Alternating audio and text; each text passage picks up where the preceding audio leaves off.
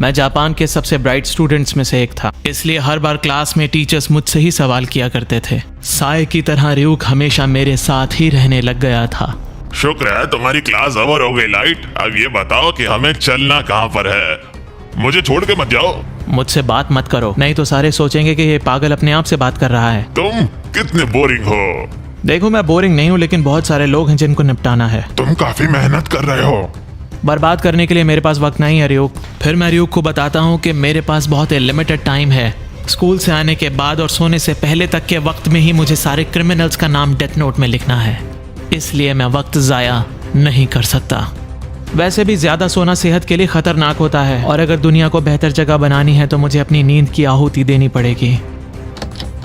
तभी मेरे दरवाजे पर दस्तक होती है और मेरी छोटी बहन सायू मेरे पास कुछ काम से आती है। मेरे होमवर्क में मेरी मदद करा दो प्लीज।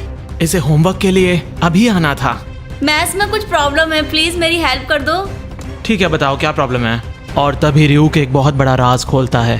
अगर कोई इंसान डेथ नोट को छू लेता है तो वो मुझे सुन भी पाएगा और देख भी पाएगा। इतनी बड़ी बात ये मुझे अब बता रहा है, कुछ इंतजाम करना पड़ेगा।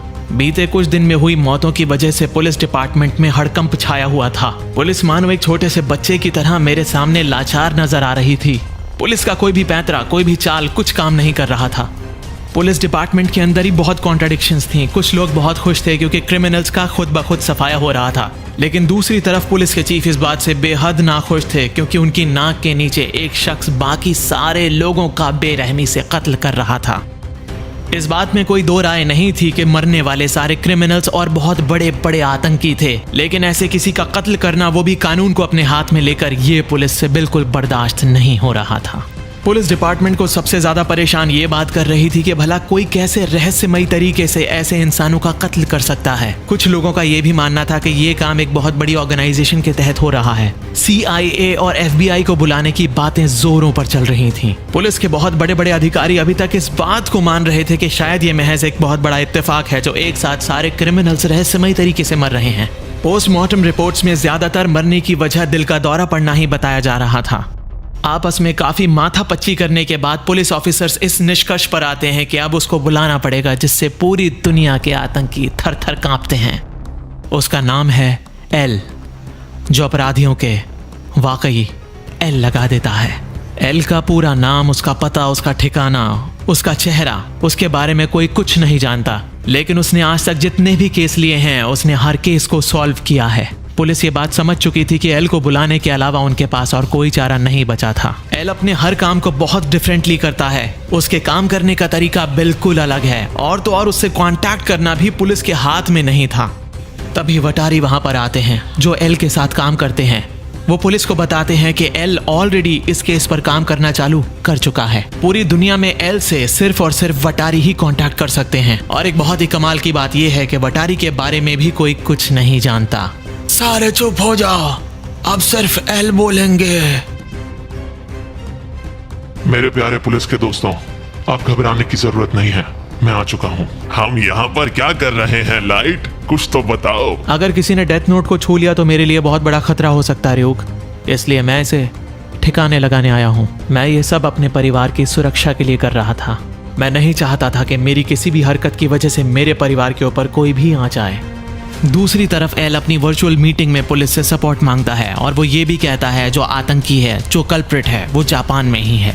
डेथ नोट को छिपाना काफी आसान था। क्या तुम उसे छिपाने में कामयाब हो गए लाइट? बिल्कुल, वो यहीं पर मेरे ड्रॉर में है। फिर मैं रियूक को बताता हूँ कि ये कोई आम ड्रॉर नहीं है। मैंने उसके अंदर एक गुप्त जगह बनाई हुई थी जिसमें मैंने डेथ नोट को रखा था। अगर कोई जबरदस्ती ड्रॉर में से डेथ नोट को निकालने की कोशिश करेगा तो वो डेथ नोट को जला देगा। इससे पहले भी इंसानों ने डेथ नोट को छिपाया है, लेकिन तुमने तो छिपाने के मामले में सबको पीछे छोड़ दिया लाइट। ये मुमकिन था कि डेथ नोट में आग लगने की वजह से मेरे पूरे घर में भी आग लग सकती थी, लेकिन एक छोटी मोटी आग जिंदगी भर जेल में बिताने से तो बेहतर ही है। आम लोग इस बारे में बहुत ज्यादा चर्चा कर रहे थे कि कैसे क्रिमिनल्स एक के बाद एक मारे जा रहे हैं। कहीं ना कहीं सब खुश भी थे क्योंकि इस तरह उनके शहर में से गंदगी का सफाया हो रहा था। पुलिस क्राइम को रोकने में नाकाम साबित हो रही थी और पब्लिक ने इस ताकत को कीरा का नाम दे दिया था। कीरा इंग्लिश के किलर वर्ड से निकला था और मुझे ये वर्ड काफी पसंद भी आया था। मैं इस बात से खुश था कि दुनिया वाले मुझे कीरा के नाम से जानेंगे। और तभी खबरों में कुछ देर के बाद एक बहुत ही जबरदस्त खुलासा होता है। एल टीवी पर लाइव आ जाता है। सब उसके इस तरह से टीवी पर आने से हैरान थे क्योंकि इससे पहले एल ने कभी अपना चेहरा नहीं दिखाया था। एल मीडिया को एड्रेस करते हुए मेरे बारे में बताता है और वो कहता है कि वो जल्द ही मुझे ढूंढ लेगा और मुझे खत्म कर देगा। मुझे वो नहीं पकड़ सकता। सबसे बड़ा एविडेंस ये डेथ नोट है और ये उनके हाथ कभी लग ही नहीं पाएगी। फिर कीरा मुझे लाइव टीवी पर चुनौती देता है। वो कहता है कि वो मुझे जल्द से जल्द पकड़ेगा और मुझे खत्म कर देगा। उसे लगता था मैं जो कुछ कर रहा हूँ वो कानून के खिलाफ था, लेकिन वो ये नहीं जानता था कि मैं ही कानून हूँ। इस नई दुनिया का मैं ही भगवान हूँ। जो भगवान से टकराएगा वो मिट्टी में मिल जाएगा। मुझे अपना चेहरा दिखाकर तुमने गलती की। अब तुम्हें मुझसे कोई नहीं बचा सकता एल। अब तुम्हें पूरी दुनिया मरते हुए देखेगी एल। लाइव टीवी पर एल मारा जाता है। कीरा, ये सिर्फ एक टेस्ट था और इस टेस्ट में तुम फेल हो गए। वो मैं नहीं था, बल्कि एल नाम का एक और अपराधी था जिसे आज ही फांसी दी जानी थी। तो तुमने बस कुछ देर पहले उसकी जान ली है। क्या? ये तो सवा शेर निकला। फिर एल लाइव ब्रॉडकास्ट में मुझे उसे मारने के लिए कहता है, जिसमें मैं नाकामयाब हो जाता हूँ। वो मुझे ये भी बताता है कि ये ब्रॉडकास्ट सिर्फ जापान के एक छोटे से हिस्से में हो रहा था। इसका मतलब ये साफ हो चुका था कि कीरा उसी हिस्से में मौजूद है।